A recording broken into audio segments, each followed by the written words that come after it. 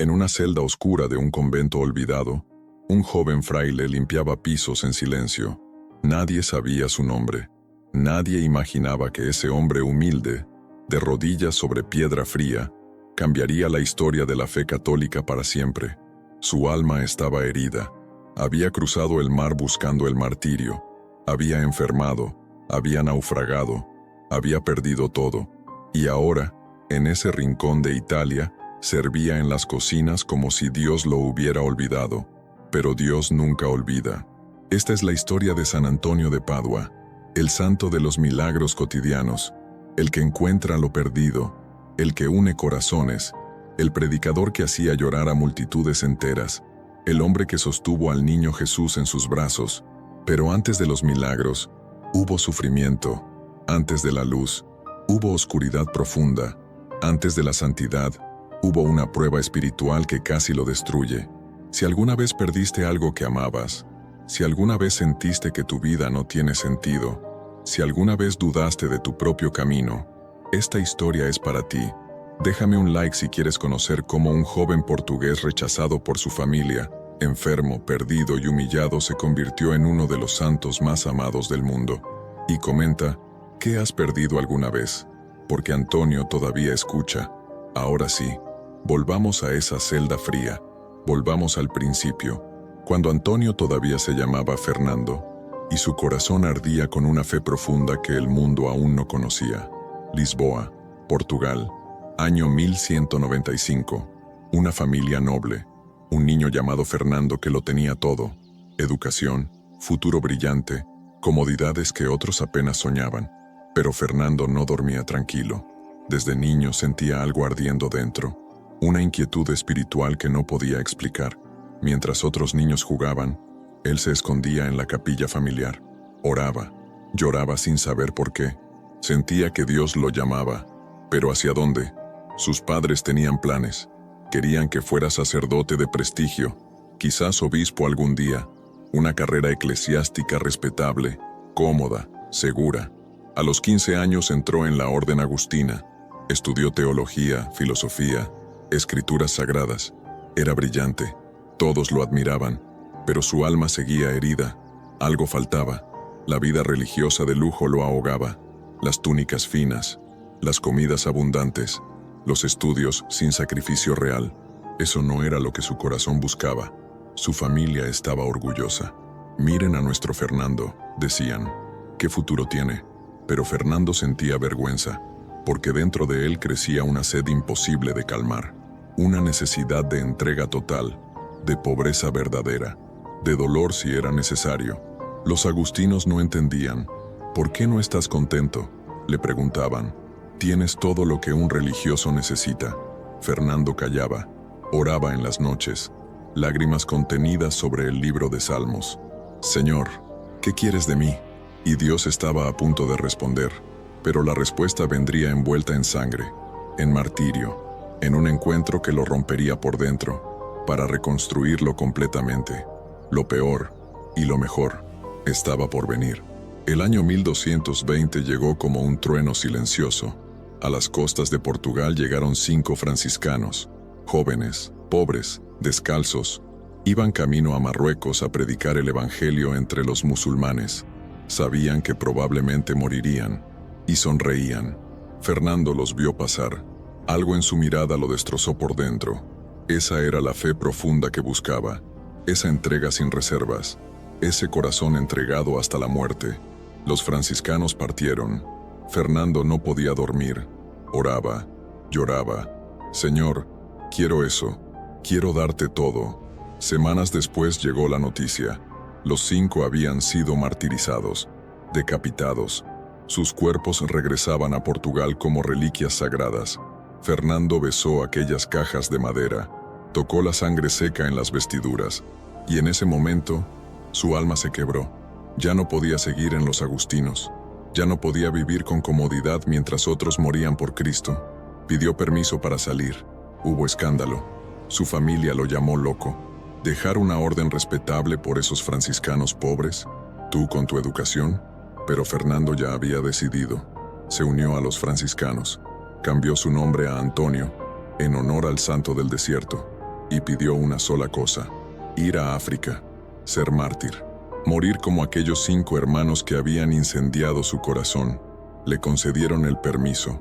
Antonio partió hacia Marruecos, el viento en la cara, el corazón latiendo fuerte. Finalmente iba a cumplir su llamado.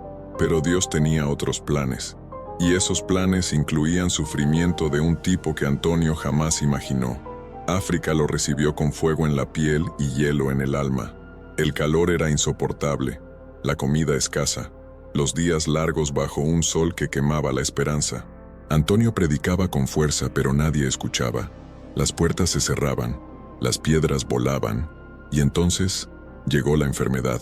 Primero fue fiebre, después debilidad, luego dolores que lo doblaban en 2. Una enfermedad dolorosa que le consumía el cuerpo como fuego lento. Antonio entendió: no habría martirio glorioso, no habría conversión de multitudes. Solo esto, un lecho de paja, temblando, vomitando, rogando a Dios que le diera fuerzas. ¿Por qué, Señor?, susurraba en la oscuridad. Vine a morir por ti, y muero así, en la cama, enfermo como un cobarde. Los hermanos franciscanos decidieron: debía regresar a Portugal, no serviría de nada que muriera allí. Antonio no podía ni protestar.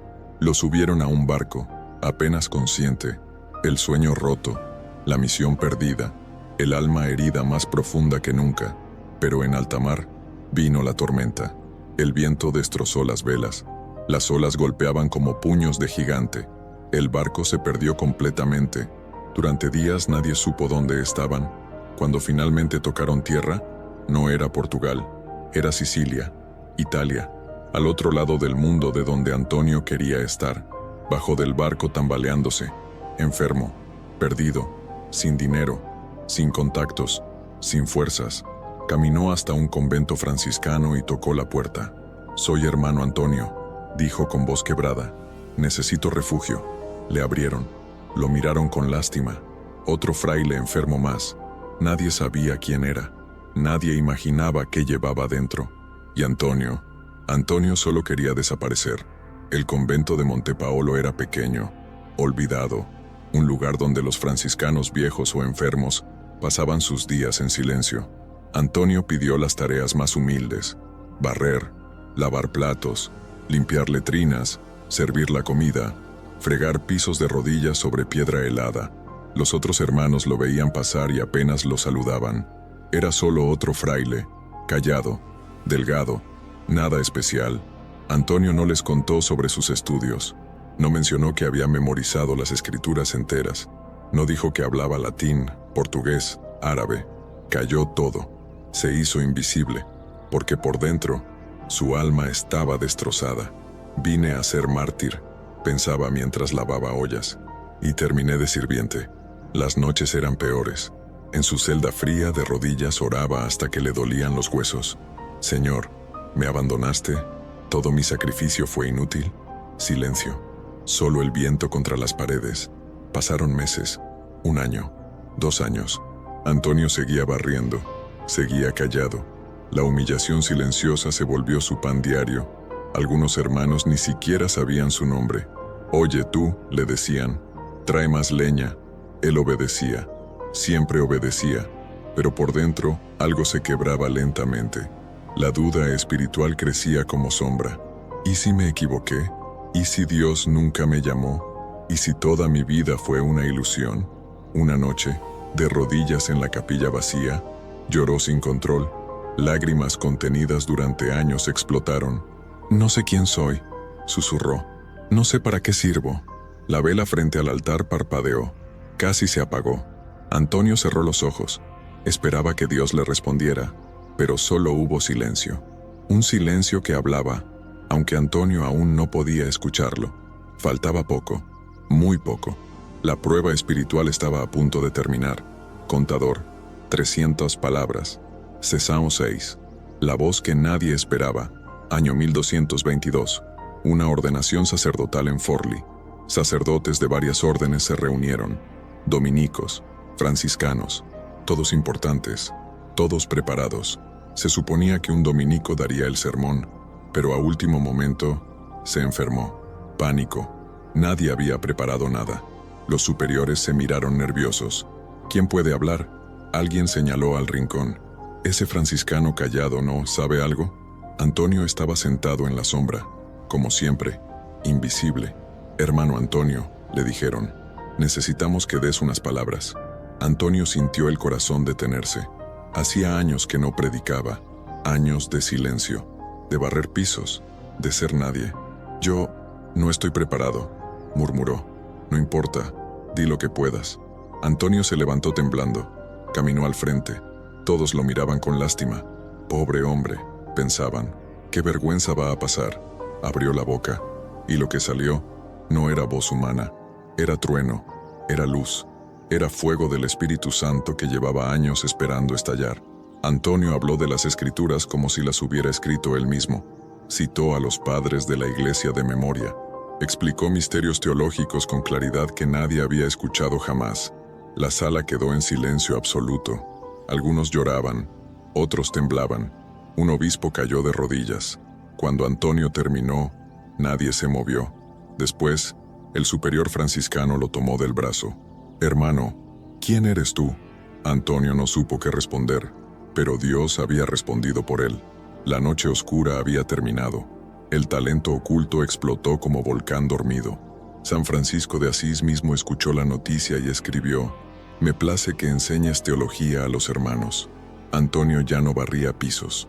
Ahora, el mundo entero lo esperaba, y él temblaba, porque el verdadero sufrimiento apenas comenzaba. Las plazas no alcanzaban.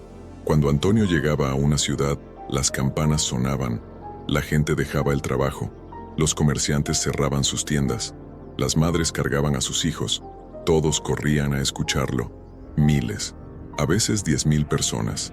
Predicaba al aire libre porque ninguna iglesia era suficientemente grande. Su voz llegaba hasta el fondo de la multitud, clara, poderosa, llena de luz en la oscuridad que todos llevaban dentro. Hablaba del amor de Dios con lágrimas en los ojos. Explicaba las Escrituras con sencillez que tocaba el corazón más duro. Y cuando contaba parábolas, la gente olvidaba respirar. Usureros devolvían el dinero robado. Prostitutas dejaban la calle. Enemigos se abrazaban llorando. Familias rotas se reconciliaban. Era un renacimiento espiritual vivo, un milagro ambulante. Pero no todos se alegraban. Otros predicadores lo envidiaban. ¿Quién se cree que es?, murmuraban. Solo es un franciscano. Nosotros estudiamos más. Autoridades eclesiásticas lo vigilaban con desconfianza. Habla demasiado de los pobres. Critica a los ricos. Esto puede traer problemas. Antonio sentía la tensión, la persecución sutil, las miradas frías de quienes deberían ser sus hermanos. Y su cuerpo comenzaba a quebrarse. Predicaba horas bajo el sol, caminaba kilómetros entre ciudades, ayunaba para mantener el espíritu fuerte, dormía poco, comía menos. Una noche, después de un sermón agotador, se desplomó. Los hermanos lo cargaron a su celda. Fiebre alta, tos con sangre. «Debe descansar», dijo el médico. Pero a la mañana siguiente, Antonio ya estaba en la plaza, predicando, porque sabía algo que nadie más sabía. Sabía que su tiempo era corto, muy corto, y todavía quedaba mucho por hacer. Contador 300 palabras. Cesao 8. La prueba del rechazo. No todo fue gloria. En Rimini, una ciudad llena de herejes, Antonio llegó a predicar. Preparó su sermón con oración profunda. Salió a la plaza. Nadie vino. Las puertas permanecieron cerradas. Las ventanas también. La plaza vacía como cementerio. Antonio sintió el dolor espiritual más hondo. «Señor, ¿ya no me quieres usar?». Caminó hacia el mar.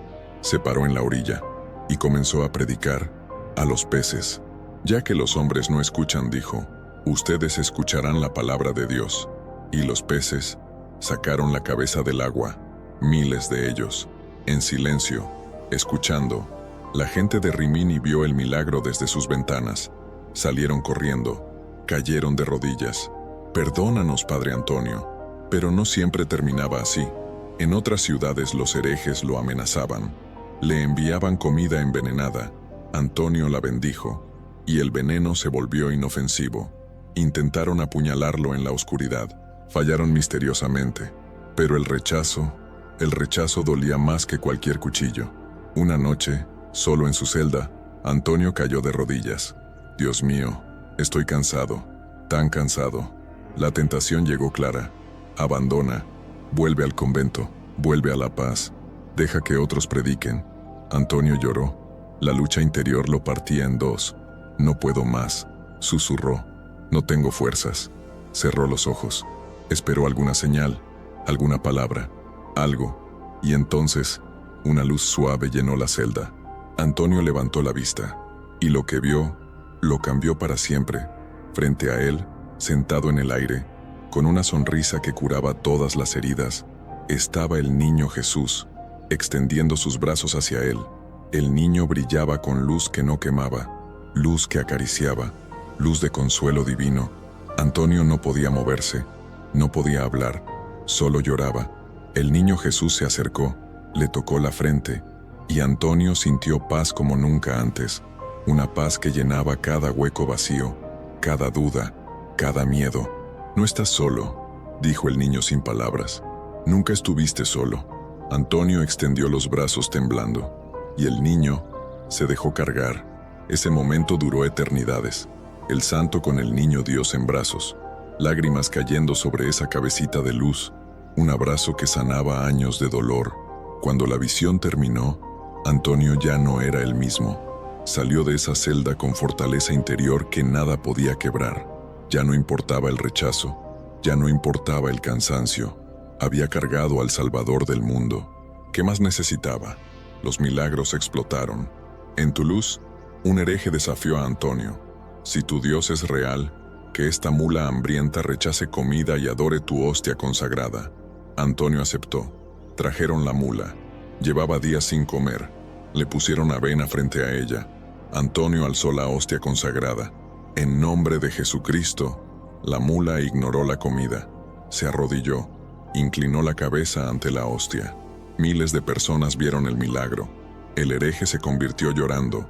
En Padua, una mujer había perdido a su hijo ahogado. Antonio oró sobre el cuerpo. El niño abrió los ojos. «Mamá», dijo. La ciudad entera lloró de alegría. Objetos perdidos aparecían. Matrimonios rotos se reconciliaban. Enfermedades imposibles sanaban. Antonio se volvió ejemplo de santidad viva, pero su misión verdadera recién comenzaba, porque Dios no lo llamó solo para hacer milagros, lo llamó para servir. La fama lo seguía a todas partes. Reyes querían conocerlo, obispos lo invitaban. La gente rica le ofrecía casas, comida, honores. Antonio rechazó todo. «No vine para esto», decía suavemente. «Vine para servir a Cristo en los pobres». Se iba a los barrios olvidados, donde vivían los leprosos, los mendigos, las prostitutas, los ladrones. Se sentaba con ellos, comía con ellos, los escuchaba con caridad silenciosa que nadie más les daba. «Padre Antonio», le decía una mujer anciana, «perdí el anillo de mi difunto esposo. Era lo único que me quedaba de él». Antonio oraba. «Señor, ayúdala a encontrarlo». Y la mujer lo encontraba. Siempre. Un campesino perdió sus herramientas, su única forma de trabajar. «San Antonio», rogó, y las herramientas aparecieron donde ya había buscado 1000 veces. La gente comenzó a llamarlo el santo de las cosas perdidas. Pero Antonio sabía la verdad. No encontraba objetos, encontraba esperanza. Cada anillo perdido era una viuda que volvía a sonreír. Cada herramienta encontrada era una familia que podía comer. Dios usaba lo pequeño para mostrar que nada es insignificante para Él. Antonio también se volvió consejero espiritual de parejas, reconciliaba matrimonios, bendecía noviazgos. Por eso después lo llamarían el casamentero. Pero no lo hacía con magia, lo hacía con verdad.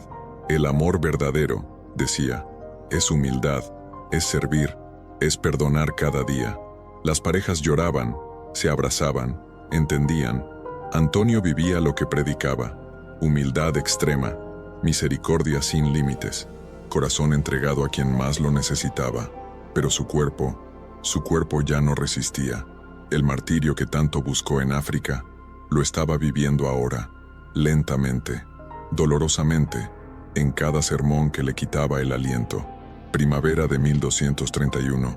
Antonio apenas podía caminar. La enfermedad dolorosa que lo atacó en África regresó con furia, ahora sumada a años de agotamiento. Su cuerpo era pura sombra, tos constante, sangre en el pañuelo, fiebres nocturnas, dolores que lo doblaban. Los hermanos franciscanos le rogaban: «Descansa, Antonio, por favor». Él sonreía débil: «Ya descansaré pronto». Se retiró a un pequeño convento cerca de Padua. Ya no podía predicar en plazas. Su voz se quebraba después de minutos, pero no perdió tiempo. Escribió sermones, cientos de páginas para que futuros sacerdotes tuvieran material. Su conocimiento de las escrituras vertido en tinta mientras las manos le temblaban.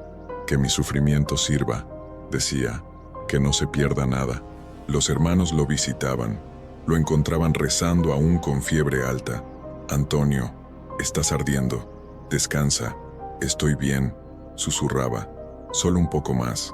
Una tarde de junio, mientras oraba bajo un nogal, Antonio sintió algo romperse dentro. No era dolor, era paz, una paz inmensa que lo llenaba todo. Entendió, había llegado la hora. Los hermanos lo llevaron de regreso al convento, lo acostaron. Antonio sonreía. «Veo cosas hermosas», murmuró. Sus ojos miraban algo que nadie más veía. El superior franciscano le tomó la mano. «Antonio, ¿tienes miedo?».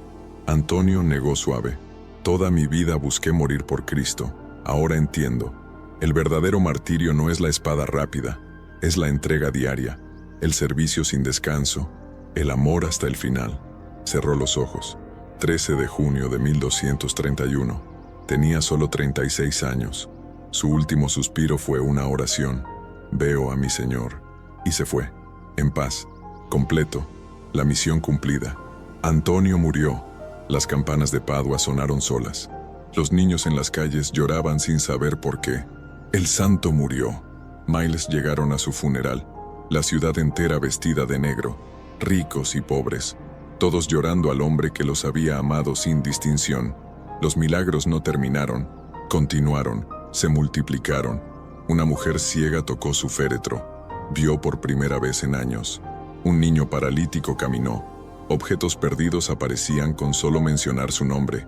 La iglesia actuó rápido, rarísimo, casi nunca visto. Un año después de su muerte, Antonio fue canonizado. San Antonio de Padua, el proceso de santidad más rápido de la historia hasta ese momento.